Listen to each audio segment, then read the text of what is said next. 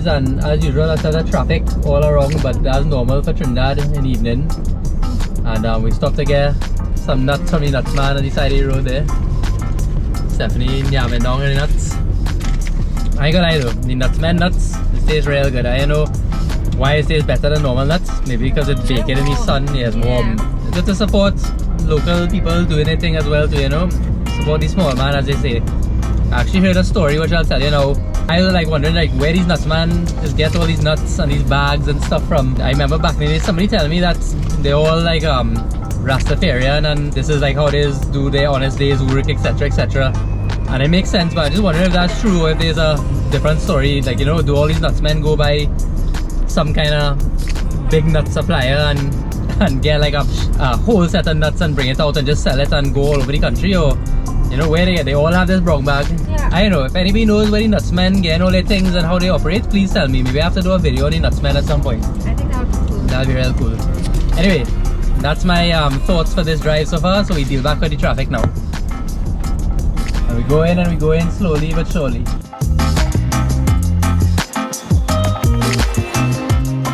I thought it was just interesting to mention how too we're not going south today, of course. As I said, we're going to Central and the Cuba area, and normally you fly straight up the highway and eventually you turn off and you head to like Grand Cuba or whatever area you're going. So I'm using Waze to get to this place, and it cut us off very early on, even like before Chaguanas, so we're doing some real back roading right now. And it's just like yeah, it's quite interesting. It's pretty, you know, I mean, obviously for some people these roads are very, very normal and they probably see them frequently, but for a lot of people in the west and different areas, you don't really end up on these back roads taking shortcuts or going to places at all. So I always appreciate driving through random areas of Trinidad that I've never been. I can't recall if I've actually ever been on these roads before. Stephanie probably know for sure. But it's cool, it's different, and it's nice to take a back route once in a while to get where you're going. It says it'll take us about 40 minutes to get to the destination. So yeah, it's pretty cool and I'm enjoying it. I'll take a little filming as we're going through just to enjoy it. There's a lot of countryside and flat fields and farmland and stuff. But yeah, nice to see.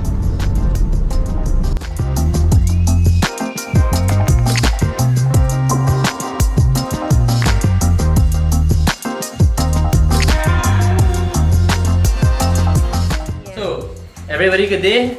I finally reached my destination and I'm here with my friend Clive. Clive, what's your last name? Teemul. Teemul, right? And I've had practice because I just messed up the first video, so we go in again. And Clive here has this lovely museum. Where are we located, Clive? This is Telemaque Road Flanagin Town, and we are at the center, the exact center of Trinidad. What? Well, that's very interesting. We are the exact center of Trinidad. And as I was telling you just now before, my wife and I were driving around here, and it was such a beautiful drive coming through like all the countryside and everything. Peaceful and calm, soothing. Word for word, that is how I would have described it as well too. So tell me again, this museum, what is the proper name for it? It is the Cocoa Panyol Museum. So there's the museum, and outside, which we'll get to eventually, there's the Christmas Village. Christmas Village, right? So that was the initial reason I was coming here, is for the Christmas Village. But then we realized there's a completely different aspect to this gentleman's home. This is your home, right? Yes, it is. And you basically dedicated your entire home to a museum and a Christmas village. Part of it. Part of it. Most of it. Just a little bit left over for the family to sleep and cook. A little space. The museum side was born after the Christmas village. Yes. What happened is that on a previous year, I was doing a theme tribute to the elders. Tribute to the elders. And I started to put together a few items that would have had impact on their lives. I did not call them artifacts as yet. Yes. When I saw what their reaction would have been, how it impacted on them, I realized that I was creating a museum. Initially, I borrowed items, okay, and I had to return them to the owners. Okay. So after that year of Christmas, I realized that this area needed a museum.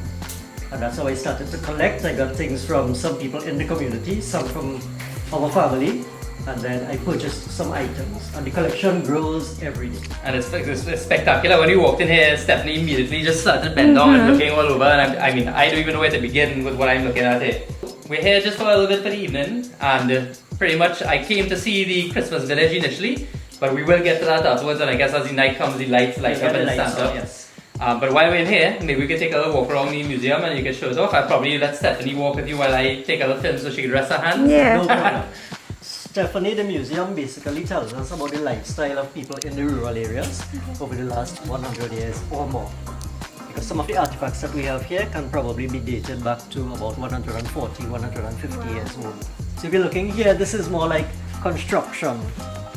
And these tools go back to, this is in the 1800s. Wow. A crosscut before we had power saw to cut trees. And then you would have the simple ones like these for home use. It has nice little engravings on it and everything too. Yes.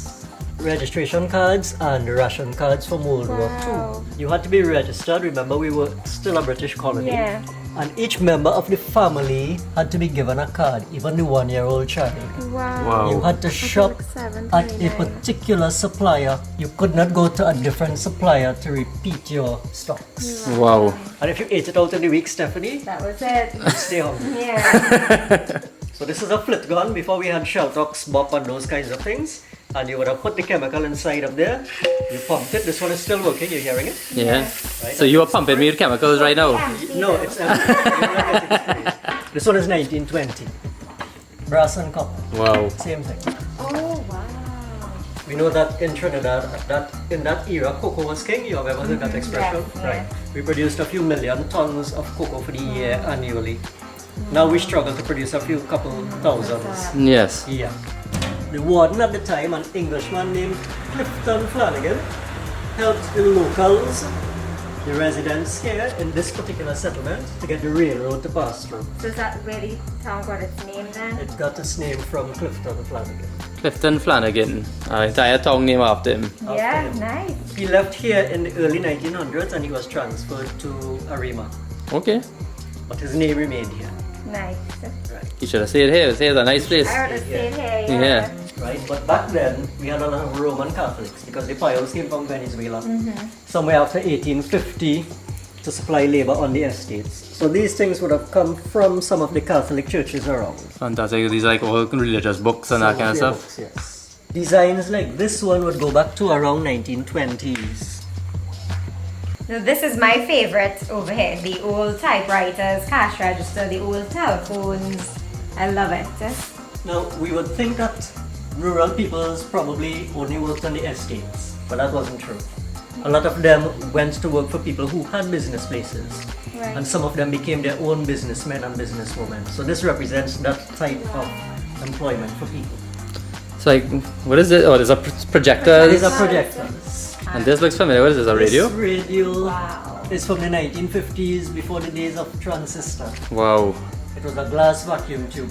It goes to show how old I am too, because I remember So you using these remember phones. this? I remember in my grandmother's house calling my best friend on a phone like that. Yeah. Rotodial or cassette tape. What's And these? these cassette tapes? This is before the days of cassette. This is an 8-track. Or 8 Oh track. yeah, 8-track. I've heard You the know the term. name? I've heard the name. That would have had 8 songs in it. So 8 track Oh, that makes sense. cassette tape. This would probably more look like a traditional kitchen setup 50, 60 years ago. I've never seen this before. So this is obviously the top is the oven. This is the oven. This is a kerosene stove. Stove below. Yes. We do hops bread in this. It takes about 12 minutes. Okay. And you don't have no hops for us now. We probably have leftover hops from yesterday. I was just joking, but actually, I like you bust my joke there, boy. Yeah. Pomerac Oh wine. wow. So not rum, guys, but Pomerac wine, Pomerac wine. which is probably better than rum as far as I'm I concerned. think that might be better. Yeah. Now if you look here, you know about bush medicine, that's all? Yeah. I don't know it well enough, but I know of it. Lemongrass you have here. Lemon. I've seen that So already. you know that. They just want to boost their system. What's this in here? Okay. This is guacano leaves, dried guacano leaves. Okay. You can use that for coughs and colds. This one is called rafiao. It's a root. You boil it and drink it. A little pinch of salt, and that is going to work for belly pain. Okay. Of course, you know saffron. Yeah, turmeric. Works for turmeric. Right now, this you probably would have heard of. You want to smell it? Yeah, sure. A little. Nope. Let's definitely take a smell. Don't smell too close. Don't smell too close. Okay, yeah. Don't need to start to I take a smell. What's that? It's puncheon with zebba peak. My God. Puncheon with Zebba Peak. What is Zebba Peak? Zebba peak leaves from a plant for fever and colds. Wow. It's actually the antidote for snake bite or scorpion sting. Wow. It's a combination of roots that the Panyol would have harvested in the forested areas for Good Friday. And then this is puncheon rum Now, it's supposed to have, but this one doesn't actually have, a dead snake and a dead scorpion. So the enzymes from here and the alcohol would extract the poison and create the antidote. You tried and tested this before? I drank this in 1982 Uh-huh. for scorpions. So, wow. And it worked? Well, I'm still here. Yeah, exactly. You can live to tell the I'm tale. still here. That's fantastic. 1867 scale. Compared to these which are in the 1900s. Now, what was interesting is that back then, everything had to be stamped by the inspector. Okay. This one is stamped 1916. Okay. It's a 2-pound weight. If the inspector realized that when he checked with his equipment, this is not 2 pounds, he would melt lead using a torch. This is a 1920 brass kerosene torch. Okay. He would melt lead and fill up the hole there, and then he will stamp it so that it might look like this. So it would be. Beautiful. But as soon as he stamped it and left, you know what the shopkeeper would do again? He would take it out. You take out the stamp. Gosh. This is before the days of pedal. So you have to turn here and sew there. Singer. And singer's still around, huh? Yeah. Still around. They're still there. Nothing will outlast or outdo singer. Yeah. This came from 2 nice old ladies in the village who died probably 30, 40 years ago. Wow, Okay. they're beautiful. So this is also a singer machine Singer. from 1870. No way. 1870. 1870. You can correct me if I'm wrong, but that one doesn't look like it's working anymore. Definitely. Definitely not. Clive likes animals. There's some turtles, and my partners here, the rabbits. Whenever we get time, we let them loose right here so they could run around, but they Loose always here? hide in a little corner. And Clive, these are old school irons here Very. too. Yes. And this one ran on what? This one is gas, Gas. a domestic gas. And this one here, you literally This one put. with coals would go inside. You wanna make a coals iron for, Yeah. for Christmas, or that? I don't even iron your clothes with Yeah. normal So iron. maybe this one is good for her. Anyone is good for it. She's not ironing my clothes at all. Anyways. Oh, we will get one of these. Yes. You just have to heat it on the fire and iron your clothes. Yeah, I've seen this, like, I feel so bad to say in movies. Your extensive collection here, you know, like I'm shocked. And my boy here was bitten by stung by a scorpion 1982. in 1982, and he's here giving the interview today. Yes. Right, so we've got a lovely tour of the actual museum itself, but one of the main reasons we did come here is for the Christmas village today, which was the original setup for Clive before even the museum began. So tell us about the Christmas village before we go outside and start to explore amongst the lights. Well, basically what I use is a lot of recycled materials. Okay, right. We have not purchased any materials for use here. So one man's trash is another man's food. Understood. Definitely. So we can work with that. Yes. So when you go out there and we look at cartoon characters and Christmas characters, you'll understand why you might enjoy some of it from your time. Yeah, Scooby-Doo, but I'm a big Scooby-Doo man. That was my thing when I was a boy growing up. Scooby-Doo and Scrappy-Doo. The And original Scooby-Doo. the original one, Not yes. the modern day looking one. No, not the one that's 3D No. animated. The one that was a cartoon properly drawn, but that was the better one. The new one has nothing on that old one as far as I'm concerned. Where they would have drawn 1,000 pictures on 50 Yep. pages. Yes, exactly. Proper Scooby-Doo, not fake Scooby-Doo like how some of the younger viewers watching these days.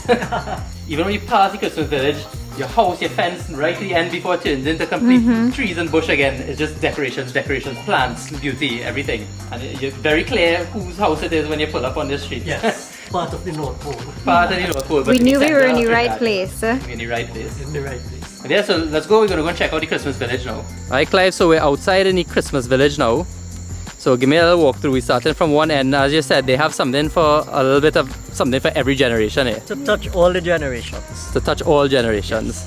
So you might have been accustomed looking at cartoons. The Tasmanian Devil here.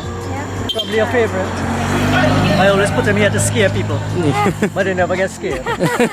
There would have been sheets of Styrotex that a colleague of mine collected, and if she didn't do that and bring them for us to use, they would have been disposed of. That's Velma, Scooby-Doo, Shaggy, Make sure you get his hamburgers. Shaggy and all his hamburgers. But this is the 5th year that I'm doing this here, but it's the 6th year altogether. Okay. I think it's, 6th year. And it took 1 full year to create all of these characters that you're looking at. That was my next question. So it took a year to create everything. Full year. You cannot have Christmas without pork. I want a piece of pork. Yeah, that's a terrible thing to say, granted what we said. you've told us a lot about why this is here, etc. But Navin was telling me that part of it is too for kids in the area or people who maybe don't get to experience Christmas maybe in distant places in Trinidad or whatever. Does that have anything to do with it, or am I incorrect to say that? Initially what happened is that in 2015, Okay. my father died in that year. Sorry to hear that. And we did not do any decorations at home. So I took my small collection of Christmas decorations to the school where I teach, Tabaquite Secondary. Okay. And I set it up in my art room there. I teach art. And I saw how the children were reacting. And I realized that a lot of them were deprived of these opportunities. And that is when I decided to create all of these additional pieces that you're seeing here. Because I realized that a lot of children don't have things available to them. They don't go to places. Well, that's Probably fantastic. just see a few things on TV and that's it. Yeah, that's as close as they could Yes. get. Yeah. There's a good story and you're doing good things, and Trinidad needs good things, right? We always need something better in Trinidad for the nonsense that they have going on here sometimes. Exactly. So Clive, you're an art teacher by nature, by trade. Yes. Did you paint everything? All hand painted by me. Everything here hand painted by you. And we have my boy Tom here. Jerry bracing him, saying, well, like you're trying to lean on him but he can't reach. Yeah. Donald Duck. Then we have Stephanie's favorite, which is the Flintstones out in the back. So let me see if I can remember. Is it Barney? Wilma? Fred? What's the dinosaur's name? Dino the dinosaur. I love that.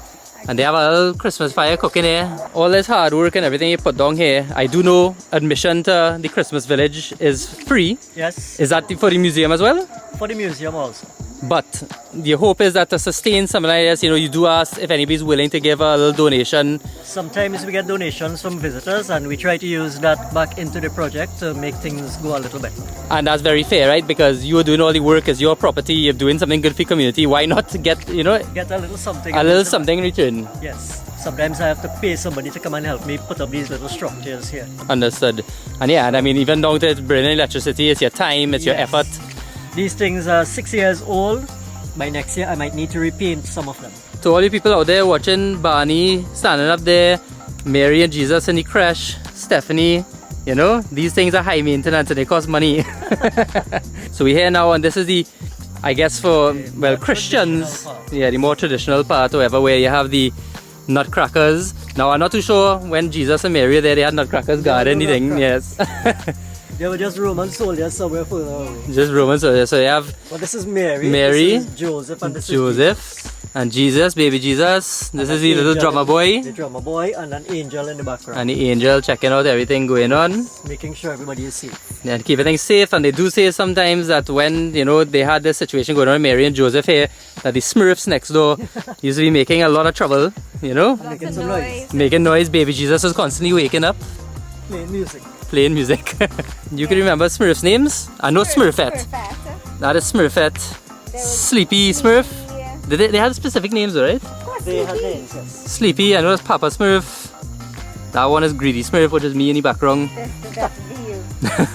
And Snow White and the 7 dwarfs. Again, I'm so terrible with Disney at this point, I can't remember who. Dopey, we have Doc, we have... Sure, hold on, don't call out names, you have to point to them. Show me which one is which, go and point. Doc, Doc is the one here. he's the leader. Is that Dopey? Dopey. I don't know their names. You don't know their names? Clive, I don't know their you names. don't know their names? There's Grumpy, there's Sleepy, there's Bashful. Yeah, this is Grumpy, this one looking looks bashful. He looking like bashful. swanky. Sneezes. Sneezy. Yes, Sneezy must be I one, remember. yes. And this is Rapunzel. Snow White. Oh, it's Snow White. I'm sorry.